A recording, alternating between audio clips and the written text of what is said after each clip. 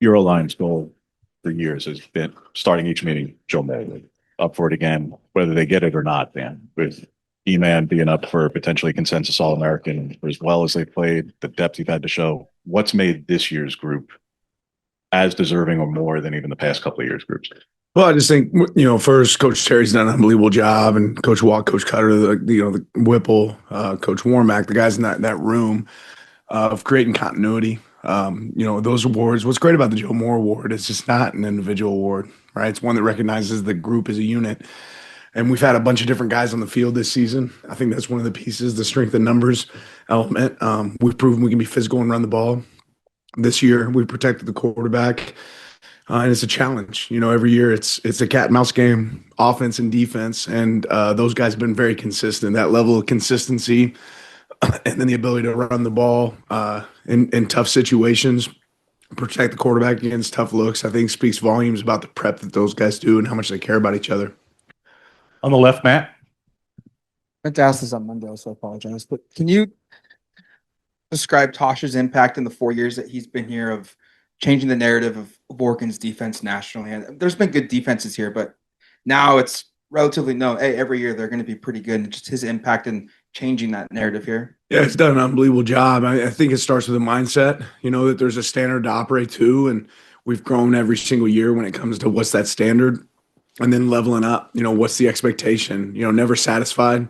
That's something that he brings, to work every single day. That mentality of, where can we improve? Where can we get better? That growth mindset. And then ultimately, like, what's championship defense look like? And, that's the standard we want to hold ourselves to. And it's shown up every year. We've adapted and adjusted as we do that. He's leaned on his staff. I have a great defensive staff that he's been able to lean on. We've had really good players, and so all those things add up and create, success for us on that side of the ball. And certainly Tosh has been a huge part of that. Staying on the left.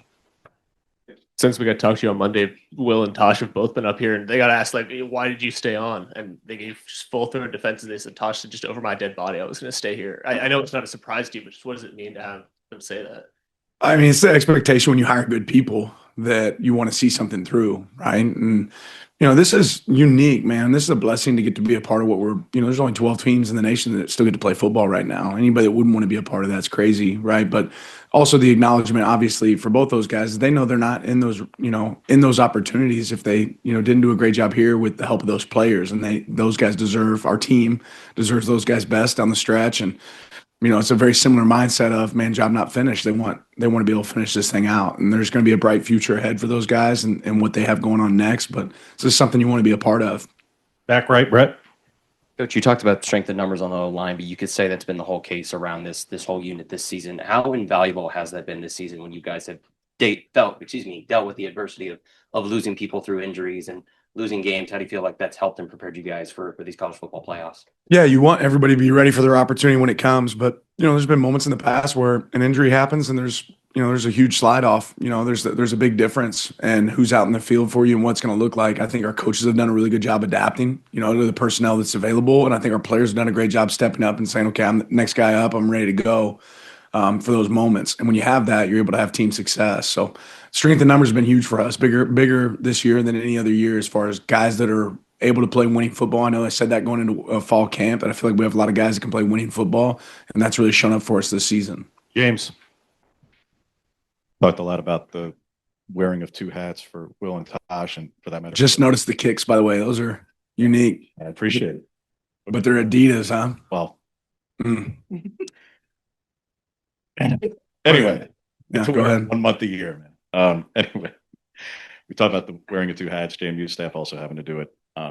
How about what you have to also balance in terms of filling voids on the staff and with a portal opening in a couple of weeks?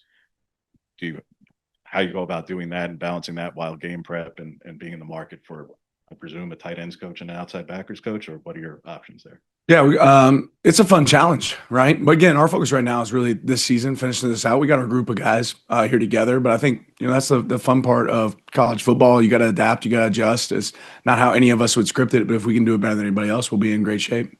Matt. Hampton and Wadud both got nominated and named as defense back coaches of the year. Can you maybe more so on Rashad of just his impact this year, his elevated position, and just kind of how he's helped your defense? Yeah, what you won, he's a guy that played back when I was a GA at Arizona State. He was there. And you'll remember him as a player, a guy that takes it serious. I think he has unbelievable connections with our players. Works extremely hard to hold his guys, again, to a high standard. He's very relatable to those guys. They can relate to him. He's played the position, so I think that speaks volumes, but works really well hand in hand with Coach Hampton and that whole defensive back room. And anytime you can eliminate explosive plays, I think that's going to be something you want to hang your hat on. That's certainly what that group's done this year with both Coach Hamp and Coach Wadood. We're going to go to the back, both Aaron and then Brett. There are a lot of players that decided to come back this season to have another shot at going farther in the college football playoff. How have you kind of seen maybe some of those players that did suffer the loss last year, and how has their leadership kind of shown through this week in preparation for the first game? Yeah, very little talk really about last season is so far behind us, but ultimately, I mean, everybody feels that, and those moments are all about growing from those moments. But I think we have a team that's worked really hard, been very consistent. The routine's been really dialed in, throughout this season. They've done a great job maintaining that throughout the year. It can be a long season. They've done a really good job maintaining it. And then they realize right now, it's win or go home, so they want to give their absolute best. Go ahead, Brett. Coach, you said more than a week ago that at the end of senior day, you talked to some of the seniors saying that, I hope we get another opportunity to play here at Autzen. Obviously, you guys now get that opportunity. How have you seen some of the seniors step up during this weekend practice? And have you kind of seen that hunger for them to get one more opportunity to play at Autzen, obviously, this weekend? Yeah, guys are excited about the opportunity, but I think it'd be wrong to say that this is, the preparation is different this week than any other week, right? Yes, the game's different. We all feel that. We recognize that it's different, but it's not like guys are like, okay, let's work hard now. They've been working hard, right? You work hard to get into this moment, and then it's about maintaining that level, that standard as you approach games like this. We're going to go to the Zoom for a few questions. Ralph? Hey, Dan, thanks for doing this. Why was Oregon so well prepared to step into the Big Ten and, dominate to a certain degree? And that's not to take away from the Pac-12. There was a very high level competition there, but why was Oregon built to step into the Big Ten and not miss a beat? I think ultimately for our team, we've been building to a standard of what winning football looks like, regardless of conference, where you're at, what things win football games. And that's what our players have really been focused on. Our coaches have been focused on. I think that prepares you to say wherever you stick us that we're going to have an opportunity to be able to have successful. I think this league has made it a real challenge for us, which is exactly what you need throughout the season. And it's, there's a level of play and expectation. The travel can be a piece of that too. But all those things, our guys kind of see it ahead of us and see it as a challenge and an opportunity to grow. And, good football is good football, regardless of what leagues it in. So if you can play to that standard, it's going to be successful in a league like the Big Ten. Aaron, you're up. Coach, when Signetti left for Indiana, he took 13 players from JMU. The new staff comes in, brings in 100 players in 2 years to rebuild this thing. Here they are in the playoffs. Can you maybe crystallize with how impressive that is, the heavy lifting that goes into that, and just the fact that they were able to do it in 2 years? How impressive it is with Indiana? No, I'm sorry, with JMU to rebuild themselves after losing Signetti. Got you. I'm sorry. Okay.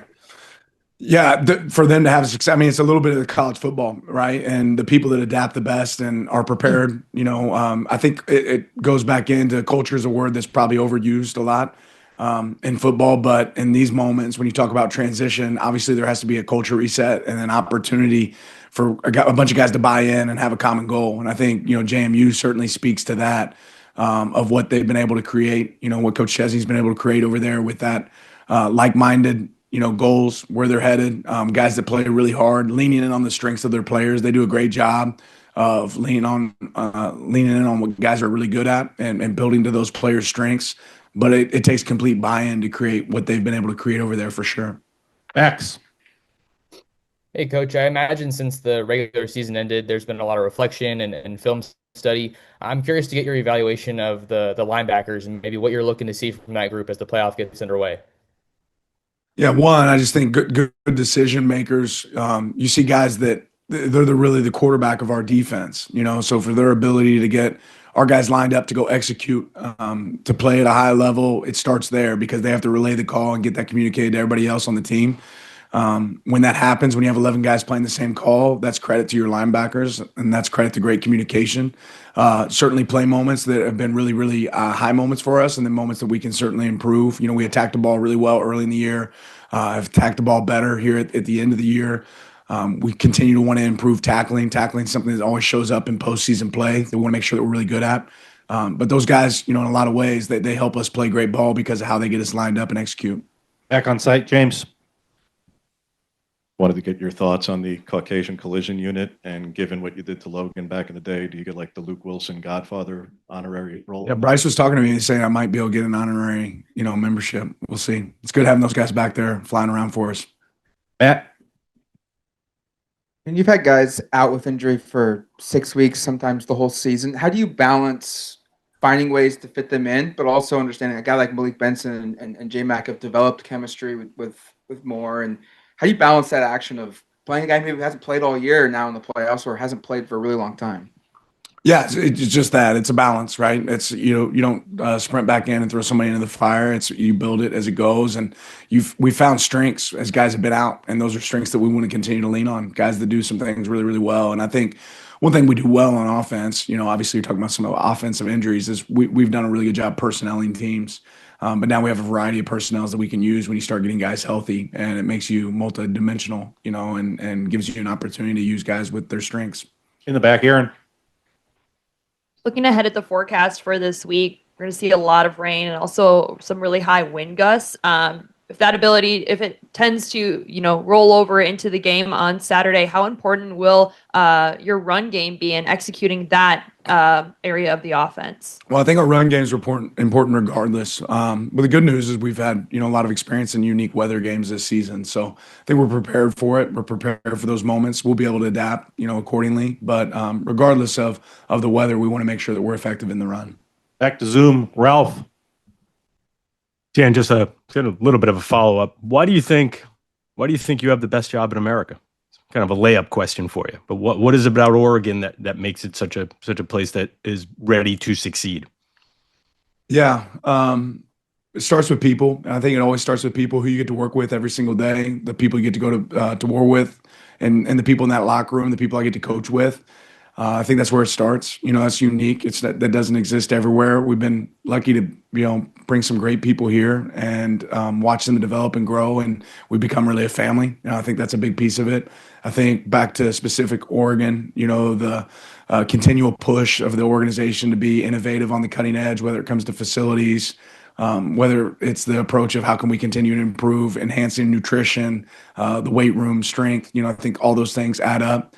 And then ultimately for me, my family, we absolutely love it here. It's something we didn't know about. I think sometimes the unknown can be a really pleasant surprise, and the unknown of Oregon has become a really pleasant surprise for my family. A couple nights ago, we went on a walk, and neighborhood near us has Christmas lights all up through, and we're grading the houses and saying, okay, that's an 8, that's a 10. We don't have any Christmas lights on our house, but it's fun to grade other people's house. But just like moments like that doesn't exist everywhere. This is the perfect size city for us. Drive to work's the same every single day. I'm not big on traffic, right? I know that our players want to be here for the right reasons. Like all those things add up for me and say, okay, this is an unbelievable place that we get to be at. Thanks, Dan. Coach, I know that Malik Benson's definitely been like the hero of November, given some of the injuries at that position. But I wanted to ask you about Jeremiah and just what do you think makes that guy so special? And can you talk about the connection that he's formed with Dante? Yeah. J-Mac is a guy that every single day since he's been here, he's gotten better and better. And he's attacked, he's improved. I think he's become a really sure-handed route runner. He's a guy that attacks the ball, plays with a level of juice. I think he's gotten a lot stronger through his routes and stronger just on the field. The prep work that J-Mac does has really paid off. He's a guy that's always getting extra catches, getting extra work. And just the familiarity with offense. It's hard coming in your first year and picking it up, and he's been able to really grow in that year too. And then obviously, like you said, there's a natural chemistry there with him and Dante. Last question goes to Matt. Kind of back to why you like being here. I think D'Anthony Thomas shared a video. You were playing disc golf. No, I wasn't playing disc golf. I was on a walk, bro. I go on walks every once in a while. I was on a walk, and D'Anthony was playing, and he wanted to show me one of his drives. You call it a drive with the Frisbee? I guess. He threw it. He threw it well. But yeah, I didn't join them, but I saw them out there in the park. I was just gonna ask, like, how often do you do that type of stuff? Because normally the narrative around coaches is they're not leaving their office right now. They're 24 hours focused on their job.